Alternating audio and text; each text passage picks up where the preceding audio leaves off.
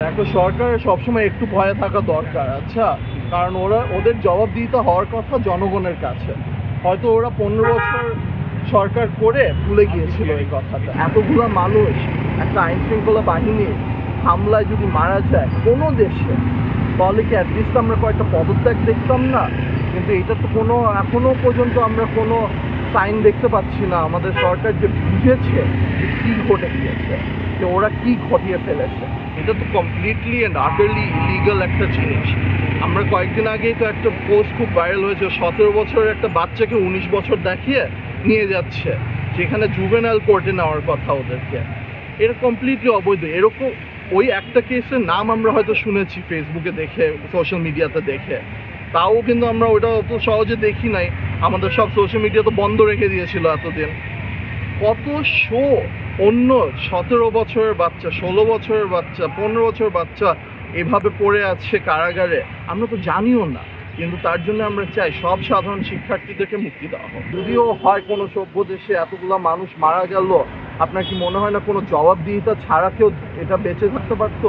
একটা সরকারকে এভাবে এতগুলা মানুষ একটা আইন শৃঙ্খলা বাহিনী হামলায় যদি মারা যায় কোনো দেশে, তাহলে কি অ্যাটলিস্ট আমরা কয়েকটা পদত্যাগ দেখতাম না? কিন্তু এটা তো এখনো পর্যন্ত আমরা কোনো সাইন দেখতে পাচ্ছি না। আমাদের সরকার যে বুঝেছে যে কী ঘটে গিয়েছে, যে ওরা কি ঘটিয়ে ফেলেছে। কিন্তু তাও আমরা চাই একটা নিরপেক্ষ তদন্ত হোক। যারা রাষ্ট্রীয় সম্পদে ড্যামেজ করেছে, যারা খুন করেছে, যারা যে কোনো অপরাধ করেছে, ওদেরকে পানিশ করা হোক। কিন্তু তদন্ত ছাড়া 11,000 মানুষকে এইভাবে কারাগারে নিয়ে যাওয়া, এটাও তো একটা অপরাধ। একটা সরকারের সবসময় একটু ভয়ে থাকা দরকার, আচ্ছা?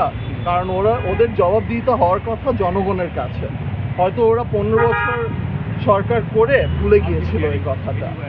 সব সরকারেরই একটু ভয় থাকা দরকার নিজের জনগণের থেকে, যে আমার কাজ হলো আমি জনগণকে সার্ভ করি, আমার জবাবদিহিতা হলো জনগণের কাছে। যখন আমরা কোনো প্রসেস দেখছি না, কোনো লিগ্যাল প্রসেস বলুন, অ্যাডমিনিস্ট্রেটিভ প্রসেস বলুন, যেইভাবে আমরা ওদের জবাবদিহিতা অর্জন করতে পারি, তখন তো এরকম একটা গণজাগরণ হবেই। তখন তো এরকম আন্দোলনে মাঠে নামতে মানুষ বাধ্য হয়। তো এটা আমি জানি না ওরা কত ভয় পেয়েছে, আমি জানি না ওরা ভয় পেতে পারে নাকি, কিন্তু ওদের একটু পাওয়া তো দরকার। মানুষের তো একটা ক্ষোভ হয়েছে না, এতগুলো মানুষের প্রাণ হারালো, এটার পর একটা ক্ষোভ হবে না? আমরাই তো বিক্ষুব্ধ এটা নিয়ে। আমি জানি না আসলে ওদের ডিমান্ড তো ওরা 9টা দিয়েছে, ওই 9টা ডিমান্ডই এখনো রেলেভেন্ট আছে। ওটার সাথে আমরা যেটা ডিমান্ড করছি বিক্ষুব্ধ জনগণ হিসাবে, যে আমাদের একটা নিরপেক্ষ তদন্ত লাগবে এবং সব শিক্ষার্থীদের মুক্তি চাই। আর্মি, পুলিশ এরা কিন্তু কোনো পলিটিক্যাল পার্টি হওয়ার কথা না, এরা জনগণের সাথে কাজ করার কথা। তো আমরা অফকোর্স আহ্বান জানাচ্ছি যে তোমরা জনগণের কথা শুনো, আমাদের ক্ষোভ বুঝো এবং আমরা কি চাচ্ছি এটাও বুঝো।